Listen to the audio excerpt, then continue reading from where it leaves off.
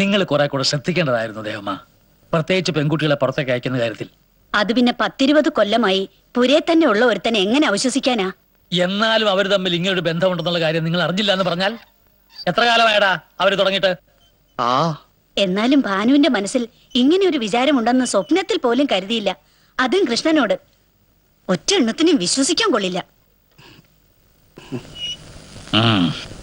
ഏതായാലും മറ്റു കുട്ടികളോട് ഇതൊന്നും അത്രയ്ക്ക് വിസ്തരിക്കാൻ നിൽക്കണ്ട. അതെങ്ങനെയാ? എന്താ ഇത്രയ്ക്ക് വൈകുന്നെന്നും പറഞ്ഞ് പാതിരാത്രി സേട്ട ആളെ വിട്ടപ്പോളേ പുരയിലുള്ളവരൊക്കെ അറിഞ്ഞു. എന്ന് പറഞ്ഞ ഇനി ഓരോ അവളുമാർക്കും ഇങ്ങനെ ഓടിപ്പോകാൻ തോന്നിയാൽ?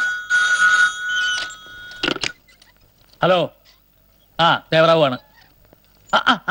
എന്തായി? എന്ന് പറഞ്ഞാൽ എങ്ങനെയാ?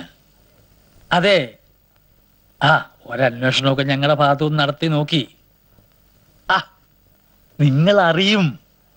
ആ ചുണ്ടിന്റെ മുകളില് മറുകൊള്ള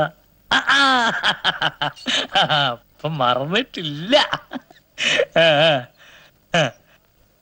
ദേവമ്മ ആകെ പരിഭ്രമത്തിലാ. അതെ, ഞാനിവിടെ തന്നെ ഉണ്ടാവും.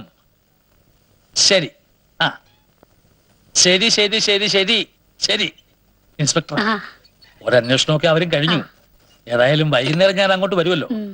അപ്പോഴത്തേക്കും എന്തെങ്കിലും അറിയുമോ നോക്കാം. എന്നാ ഞങ്ങള് ചെല്ലട്ടെ, കുട്ടികളാകെ ഭയന്നിരിക്കുക. അവിടെ നിൽക്കാൻ ലക്ഷ്മി. പിന്നെ ഇതുപോലെ 2-3 ദാസിപ്പൊരയിലും വളരുന്നുണ്ടല്ലോ. അവരെ അണിയിച്ചൊരുക്കി ഇരുത്താറാവുമ്പോഴേക്കെങ്കിലും പൊരയിലേക്കുള്ള ഈ പോക്കും വരവും നിർത്തിയാ കൊള്ളാം. ഏതെങ്കിലും ഒരു വിത്ത് ഇവിടുത്തെ ആവില്ലെന്ന് ആര് കണ്ടു?